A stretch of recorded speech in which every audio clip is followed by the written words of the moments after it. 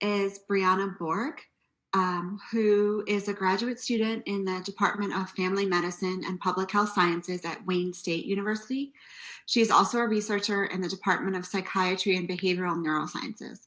Here she studies trauma, community violence, urban regions, adolescence, and injury prevention mechanisms. Notably, she is first author of the manuscript Circumstances Surrounding Gun Violence with Youth in an Urban Setting. Her next steps include integrating public health practices with the neurosciences. Turn it over to you. Thank you so much for that introduction. Okay. So my project today is titled Gun Violence Exposure and Mental Health in Youth from Detroit and the Surrounding Suburbs. And again, I'm out of Wayne State University.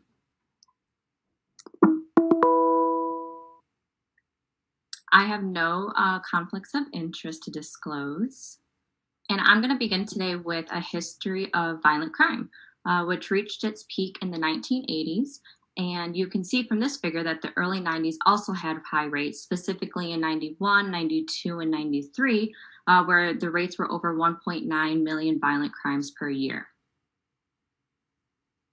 Looking at the early 2000s, you'll notice overall lower rates reaching lows in the 2010s, with about 1.2 million violent crimes per year. This is where we roughly stand today and where we've stood for the last decade. So why do we care about violent rates and trends? Well, that's because where there's more violent crime, there's more gun-related violence, thus more preventable injuries. And it's important to focus our efforts where they're needed. The age group that is most at risk for sustaining a firearm injury are African American males aged 15 to 24. Firearm violence is largely a young person problem as young people are more likely to engage in risk-taking behaviors. And you can see from this figure here, our rates of firearm violence is kind of coinciding with the violent rates trends, leveling off like in the last 3 years. So how many lives are lost as a result of firearm violence? In America, it's 100 a day. This equates to 38,000 lives lost a year from guns persisting at epidemic levels. How are the children affected? Well, firearm injuries are the second leading cause of death for children under 18. Over the course of the year, 8,000 children are shot by a gun, 1,600 die, and the remaining 6,400 children are left with a physical injury or disability from a gunshot wound. But what about all the children who've been exposed to gun violence and haven't sustained a physical injury?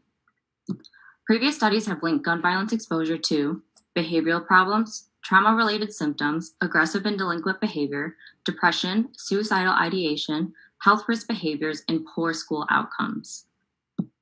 Which leads me to my current study. This is Michigan, and you can see that the big cities have incidents of, or higher incidents of fatal and non-fatal shootings, disproportionately affecting youth in urban regions. You can see here, this is Flint and Lansing, Grand Rapids, Kalamazoo, and Detroit is just really light up pretty bright. Now I'm going to zoom in on the city of Detroit. So everywhere that's kind of like colored, you can see that this is the incidence of fatal and non-fatal shootings again. But this is the outline of the city of Detroit. All the surrounding things, things with less incident rates, are cities, what we're called the suburbs. Highland Park and Hamtramck are what we call neighborhoods within the city of Detroit. So to give you a scope of the problem with the city, Detroit has remained among the top 3 highest murder capitals in the nation for the last decade. Notably, our violent crime rates saw a 16% increase in 2016 and has since remained high. So in order to understand what's kind of going on in our backyard, we aim to study, in our study, to compare exposure to guns and gun violence in Detroit versus suburban youth, and test for links between these gun-related exposures and mental health outcomes within Detroit youth. We used a case control method matching 64 youth on age and gender. These youth completed validated measures on gun-related exposure using the Things I've Seen and Heard scale, on anxiety using the Screen for Child Anxiety-Related Emotional Disorders, and depression using the Children's Depression Inventory short form. We can see from this demographic table that age and sex was consistent with our selection process. In Detroit, the majority of our sample was African American, whereas a majority of suburban youth were Caucasian. The reported household income was different between cohorts, with more Detroit families earning less than $30,000 and more suburban families earning more than $60,000. For reference, the Michigan poverty line is at $29,000. So most of our Detroit population is living at or below the poverty line in this sample. Now for some results. So we compared gun-related exposures between cohorts. The firearm-related exposures included hearing gunshots, seeing a gun in the home, witnessing someone get shot, witnessing a shooting or stabbing in the home, being threatened to be shot, or grown-ups threatening to stab or shoot each other in the home. Overall, Detroit youth reported more gun-related exposures than their suburban counterparts. Detroit youth reported hearing gunshots and witnessing a shooting more than suburban youth. The other exposures were the same among cohorts. Notably, there is a high prevalence of seeing a gun in the home between both the suburban and Detroit youth.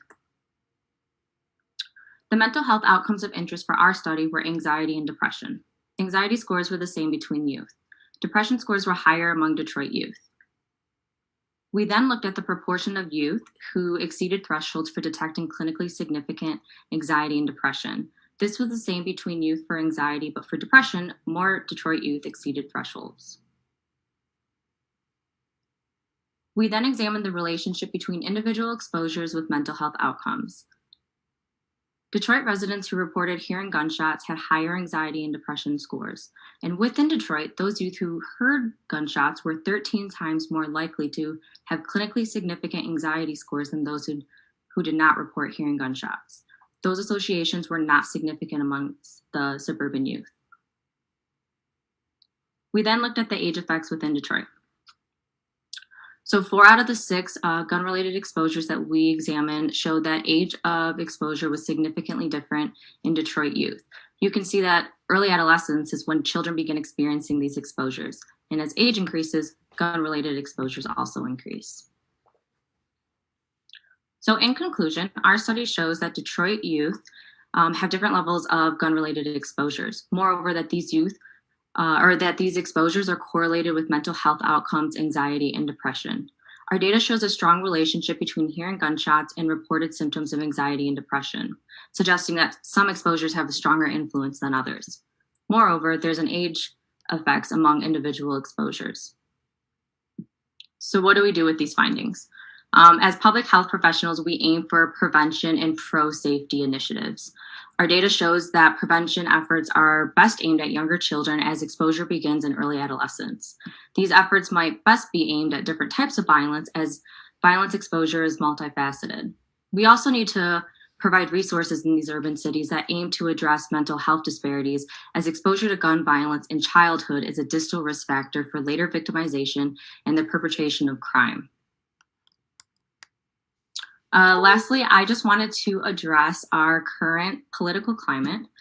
This is a tough topic. We are talking about children and teenagers being shot and killed every single day. We are now seeing young people having to stand up for themselves as their friends are dying and they're saying enough. Politics, with the dichotomous approach, is separating the debate into pro-gun and pro-safety. This way of thinking has proven to be fatalistic, and it's where we stand today.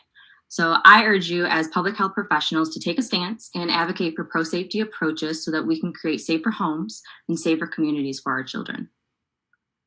And that's all I have. I would like to thank Wayne State and Think Lab for providing a platform for my study, and the American Public Health Association for the opportunity to present my work.